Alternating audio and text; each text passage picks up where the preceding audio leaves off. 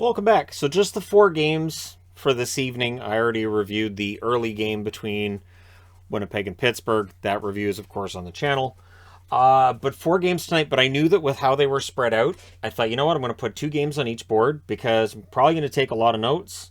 And it saves me from having to really squash the notes at the bottom or stop taking notes late in the game, which I've had to do at certain times. It just doesn't feel right tonight.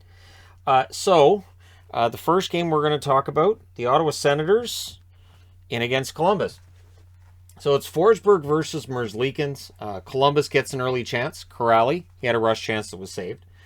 Jenner with the net feed, that was denied. Columbus ends up coming out of that with a power play. However, pretty strong penalty kill from Ottawa, kills it off. Norris then had a rush chance that's saved, and then Zub opens the scoring from Gaudette and Ennis at 7:59. So Ottawa is suddenly up 1-0 on the road. Then we get a post for Sillinger. Columbus gets another power play. Domi's denied twice, and the Senators kill off another one. Gavrikov can't bury one. Forsberg's a wall. Chinakhov fires wide as the Columbus Blue Jackets press. We had a long stretch without a whistle late in that period. Paul then with a chance. Merzlikins saves in the last minute, and then Corrali scores for Columbus from Voracek and Werenski at 19:26. And this was a happy coincidence. I didn't know they were going to be wearing those jerseys today, so I used that logo and I was like, oh, cool. So they're wearing their thirds. Great. Not that it helped them. Kukan goes down on a shot block at the horn, and Holden's shot caught him on the side of the knee, so that looked painful. He did return in the second period, though. So in the second, it's a 1-1 tie at this point. The Senators were line shuffling already. Formenton gets denied. The Senators end up with an early power play. They had a lot of issues setting up that power play, though. Sanford can't bury one. Formenton's denied. There's a hold by Elvis on that one. Voracek was denied out of the box. Always watch for the guy coming out of the penalty box. Gavrikov's screenshot is saved and held. I think part of the reason guys get so many chances out of the box right now is because power plays right now are basically always 4 forwards and a defenseman. So with only 1 defenseman on the ice, I think it's easier for the guy out of the box to get that break chance, right, with 4 forwards out there. But that's just a theory. So, Gavrikov's screenshot saved and held. Watson bowls over Elvis, and then he raised his hands like, I didn't do anything. And in the moment, he looked like Sami Zayn, and I was like, why does he look like Sami Zayn? So, it occurred to me in that moment, I was like, wow, does Austin Watson look like Sami Zayn, or is it my imagination? So, there's a power play for the Sens. Stützle has a chance that deflects out. It's killed off. Kukan had a blast that deflects wide. And I swear Gord Miller said twice today that Columbus is 3 points out of the playoffs. They're 13 points out of the playoffs. I swear he said twice. And I'm like, did he just say 3 points out? Really? So, yeah, I swear he said it twice, and it's just so distracting because they're not. They're nowhere near a playoff. So I didn't check to see if they'd be 3 points back in the West. And no, they'd be 7 points back in the West too. So I have no idea. Tkachuk had a backhand that was saved. Columbus presses. Holden with the shot blocks. But then Stützle puts Ottawa in the lead again from Formenton at 16:02. And that goal, that's going to be on highlight reels. That's going to be on an NHL commercial. That's the kind of goal that if you're an Ottawa fan, should get you excited for what Stützle should be able to do once he's more consistently putting the puck in the net. Just a fantastic goal. With 3:18 left, the Sens get a power play. There was a shorthanded chance for Gavrikov. But then it's killed off by Columbus. No shots for Ottawa. So there was better penalty killing opportunities than power play in that. Third period, Stützle had a net drive. That wouldn't go. Voracek had a net feed that's cleared. Ennis can't bury one as the Senators press at the other end. Corrali misses wide on a rebound. Senators had a 2-on-1 that misfired. The Senators then press. Elvis saves another Ennis chance. Voracek was then denied by Forsberg. Columbus, a lot of momentum at the half for them. Forsberg denies Voracek again. Tkachuk with a rush chance, that's saved. Senators press with 4 minutes left. And the goaltender gets pulled with 2 minutes left. With 1:05 left, Tkachuk misses the empty net. That's an icing with 51.5 seconds left. Columbus calls a timeout. With 27 seconds left, another Senators icing, but they hold on. Ottawa wins 2-1. They go to 12-20-3 with the win. Columbus drops to 2 games below NHL 500 at 18-20-1. Your 3 stars are Forsberg, Stützle, and Corrali. The shots favor Columbus mostly, 14-12 in the first, 13-12 Ottawa in the second, and then 10-8 Columbus in the third. Final shots 36-33 for Columbus. Power plays, Ottawa 0 for 3, Columbus 0 for 2. The hits, 25-17 for Ottawa. Forsberg saves 35 out of 36. Merzlikins saves 31 out of 33. Both goalies played well. I was kind of surprised that both goalies didn't get into the stars, but you know, I would, if I was naming stars, goalies would be in every 3 stars, mostly. All right, moving along. Kings. The LA Kings in against New Jersey, and the Kings, after a rough week, proving that my faith that they'd turn things around. Today, not too bad. It's Peterson versus Gillies in this one. Kempe making his return for the Kings, prominent in this game as well. Dano had a rush chance that was saved, the Kings press. And then at 2:37, Jesper Bratt scores from Severson at 2:37 to make it 1-0 for New Jersey. Crowd's into it. Clearly, this is a good omen for New Jersey in that, you know, they start another game on time here. Kings try to answer. There's a feed to Arvidsson that's deflected out. We get 2 minutes of 4-on-4. And on a turnover, Iafallo scores at 5:47. So that tied it up at 1. And turnovers were really tough on New Jersey today. We then get a fight between Grundstrom and Bratt. So who saw that coming? Bratt with a goal and a fight.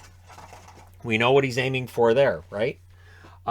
Kings with a power play for 2 seconds. And then Dustin Brown's called for tripping to make it 4-on-4. He wasn't happy. And I totally understand why he wouldn't be happy there. All right, we got a power play, and it's over. And it's gone. It's the old South Park meme, right? Iafallo has an attempt trickle wide. The shots are 4-4 with 9 minutes left. It really was not a period that had a lot of shots in it. There's a net feed to Kopitar, doesn't connect. Severson had a shot that was saved and held. We then get a power play for the Devils, and they score on it. And it's Bratt that scores again. So Bratt with 2 goals in the first and a fight from Hughes and Severson. At 17:34, fantastic pass by Hughes. Bratt buries it. It's 2-1 New Jersey after 1. Second period. Early Kings chance. Gilly saves on that. Sharon Govich then had a shot that was saved. Kempe then with a net drive. That was saved as well. Kopitar then has a one-timer that misses wide. Moore was denied. The shots are 6-1 for the Kings at 6 minutes. So the Kings came out to play in the second period. Bastian can't bury one in close. The Devils, their play starts picking up around the 9-minute mark in this. Heischer has a shot deflect out. Hughes with a rush. Anderson defends on that. It's Mikey Anderson defends on that one. And then Mata drills one, and Gillies saves on that. Kempe then had a rush chance that's blocked, but then Arvidsson scores from Moore at 15:59, and it's another turnover that ends up in the New Jersey net. So LA making him pay on the turnovers there. Grundstrom then nearly adds another. The Kings press with 2 minutes left. Hughes tips one wide in the final minute. The score's 2-2 after 2. Third period, early press by the Devils. Delay game call. The Kings end up with a power play. Kempe's shot was saved. The power play's killed off, but 4 goals. 4. So pretty good power play. Kings press after it ends. Kempe had a rush chance that's saved. There's a press by the Devils at the half, but going the other way, Grundstrom scores from Brown at 11:05. So very opportunistic offense today by the Kings. They go up 3-2. Jarosz had a point shot saved. Heischer's absolutely robbed by Peterson. Kings press to keep the goalie in. Can't get the goalie out if you can't get the puck out of your zone. And so the goalie pull is with 1 minute and 40 seconds left, which again is late by today's standards. 21.4 seconds left. The Kings get a power play. There were 7 Devils on the ice. 7. You can't have 7, especially engaged in the play. That's not going to work. So we end up with the Kings winning this one 3-2. They go to 21-16-5 with the win. New Jersey drops to 15-20-5 with the loss. 3 stars are Grundstrom, Bratt, and Severson. The shots favor New Jersey in the first 10-6, and then LA takes over 14-5 in the second, 17-10 in the third. Final shots 37-25 for LA. Power plays 0 for 3 for LA, 1 for 2 for New Jersey. The hits were 31-29 for LA, so they outshot them and out-hit them. Peterson, 23 saves on 25 shots, and Gillies, 34 saves on 37 shots. I think he's played well, especially on back-to-backs. Gillies, as he proved, as he showed in St. Louis, you know, he may be an option for a team maybe as soon as next year, right? And this was a career that looked like it had stalled out, and it's nice to see him getting another opportunity. And now I have to change boards. Next up, Florida. So Florida in against Seattle. I know it may sound like a broken record. This does not fill me with confidence in Florida's road record. And again, as the schedule evens up and they're playing more games on the road, they've got to figure this out. So it's Bobrovsky versus Grubauer. There's a post for Larson on the first shift, so that's kind of the wake-up call there. Susie with a rush chance that was fired wide. He would get hurt later in the period. Eberle can't bury one in close. First 4 minutes, it's all Seattle. But Duclair opens the scoring for Florida from Huberdeau and Ekblad at 4:57, and that one went in off Susie's skate. So that is kind of a Florida way to play, that they get that opportunity and they take advantage of it. Very opportunistic offense. Seattle then tries to answer. Bobrovsky denies Kuhlman. Carson Kuhlman's looking really good in Seattle. I know he hasn't got on the board yet with points and goals, but it's going to happen. Appleton fires one wide. Duclair at a rush chance. That's saved. We get a power play for Seattle. Yarncroke's denied during that. The power play's killed off. Panthers with a 2-on-1. Grubauer saves with 3:13 left. Seattle goes back to the power play. And what made me laugh about this was Ekblad slams the door. And so the referee's announcing the penalty. And before turning off his mic after the door slammed, he yelled, "That's enough," in a very dad voice. So I'm going to go ahead and say that official has kids, and you reach that point where you have to yell, "That's enough." The next phrase after that is "knock it off." So I didn't hear "knock it off," but yeah, he was. And then I paid attention to the rest of the game, and he was making sure that these players knew, don't you start, don't start, don't do it.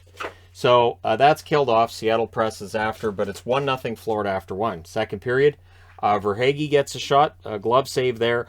And as soon as this is taking place, I thought, okay, Seattle played better than Florida in the first, and now Florida's got the opportunities in the second. They're probably going to escape that, right? Susie hadn't returned at this point. As I said, he was done for the night. So down to 5 defensemen for Seattle. Another bad omen, right? Donato can't bury one. There's a post for Eberle. But then Johansson at 5:02 scores from Giordano and McCann. That makes it 1-1. Lundell then tries to answer. Sharon Govich. Sheahan had a rush chance that was blocked. Sharon Govich plays for New Jersey. Sheahan does not. So this Sheahan, in this case, rush chance was blocked. Seattle gets a power play, and then we get 59 seconds of 5-on-3. Now, there were shots that were whiffed on by Seattle during the 5-on-3, but there's still some momentum picked up from that. And so Yanni Gourde scores from Larson and Donato at 10:02, and then 17 seconds later, Blackwell adds another to make it 3-1 from Appleton and Sheahan at 10:19. Lauzon then has a chance. Seattle presses. Panthers, though, they get a power play, and this is where you expect a comeback, and it happens. Huberdeau on the power play from Ekblad at 12:32. Gourde blasts one wide, and then the puck goes the other way. And again, if you watch Florida this year, you know what's coming. Barkov from Huberdeau at 14:07, so it's a 3-3 tie. Yarncroke tries to answer that. It's denied. The Panthers go back to the power play. And then after the penalty kill had ended, Radko Gudas had a fight with Yanni Gourde. What was nice with that was Yanni Gourde kind of takes it to center ice, like, all right, if we're going to do this, let's do it right. And then he kind of held on for dear life because Gudas is a pretty tough customer. So, yeah, it's 3-3 after 2. And again, you get the feeling that Florida's probably going to escape this one. Third period, Barkov with a rush chance. That's saved early. And Appleton scores the other way at 26 seconds from Wenberg and done. Eberle then tries to add another. So Seattle's ahead 4-3. Kierstead has a chance saved. Marchment was robbed. As again, watching this, I have no faith in Seattle's ability to hold the lead. I've seen this throughout the season. It just always feels like they're on the verge. And you can't kind of shake that, especially with the record they had coming into this game. Panthers press at 6 minutes. Seattle finally clears it out, but they ice it. Gudas then had a blast that was saved and held. Lundell has a shot that's saved. There's some unhappiness after that, as he kind of poked at it. Kuhlman had a rush chance that's saved. McCann then had a net feed that was blocked. Wenberg fires one high. The Panthers press with 4 minutes left, and they pull the goaltender with 2.5 minutes left. Ekblad drills one wide. Reinhart misses on his opportunity. Grubauer robs Duclair. It's all Florida. There was just so many pucks going at the net. It's a 1-goal lead, and I thought, all right, 35.4 left. Grubauer freezes it, meaning another face-off in their own zone. And so, again, you're kind of expecting this to fall apart. But Seattle gets another goal. It's 5-3 on an empty netter by Yarncroke at 19:41, and he just skated it down the ice and put it in the net. So, and then with 8.2 seconds left, Seattle gets a delay of game penalty. Nothing happens there. So your final score is 5-3 for Seattle. They go to 13-24-4 with the win. They're officially at the halfway mark of the season. For the Panthers, they're 28-9-5 with the loss. Three stars are Grubauer, Appleton, and Huberdeau. The shots, 13-8 Seattle in the first, 11-10 Florida in the second, 12-6 Florida in the third. Final shots, 31-29 for Florida. The power plays, Florida goes 1 for 3, Seattle 0 for 4. Hits, 21-18 for Seattle. Bobrovsky, 24 saves on 28 shots. Grubauer, very good game for Grubauer, 28 saves on 31 shots. He is starting to give them the kind of goaltending they want. And so you're starting to see how that could lead to some good results, especially with them being opportunistic and getting themselves 5 goals tonight, which is unusual for Seattle. Okay, last game of the night, Vancouver and St. Louis. So with the Canucks goaltending situation, you have DiPietro starting and Toth as the backup, Ryland Toth. And so, which means the emergency goaltender. And the interesting part too is that while you have a backup goalie here from UBC, the backup goalie in Abbotsford, I believe they said he was from SFU or Trinity Western. It's bonkers. And for Abbotsford, because all their goalies are either in COVID protocols or they're with the Canucks, they've had to sign a goaltender who won both games for Abbotsford this weekend. So, yeah, it's bizarro world right now in the NHL. So it's Husso versus DiPietro. Bruce Boudreau's 1,000th game. Nice pregame ceremony for Bruce. Really nice, and BX is saying Bruce, there it is, because we all know that Boudreau's not a huge fan of it.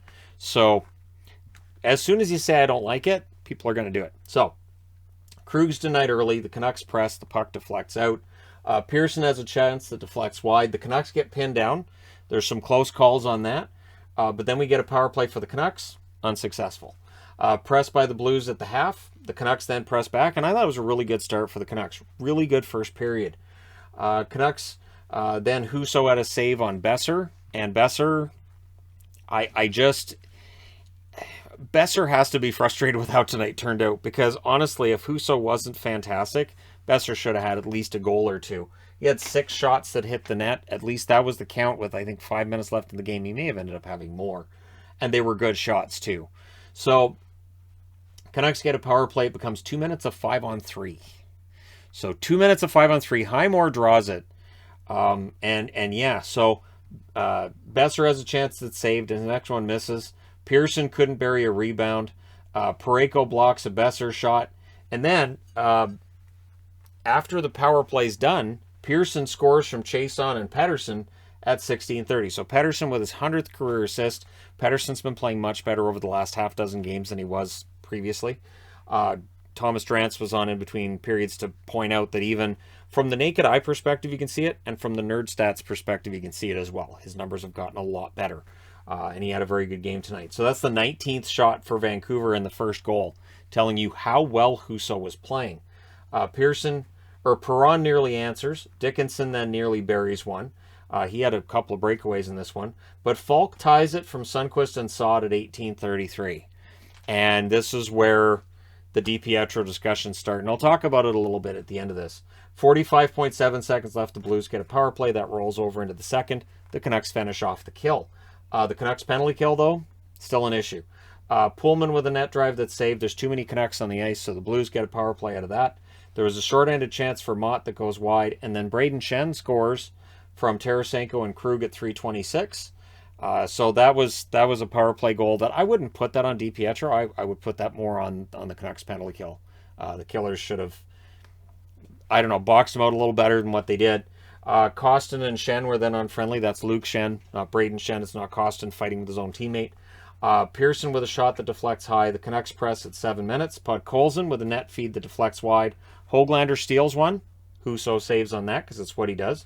Canucks get a power play. Hughes' shot is saved and held. The power play is killed off. Perron with a net drive. He can't bury it. And then Kyrou does.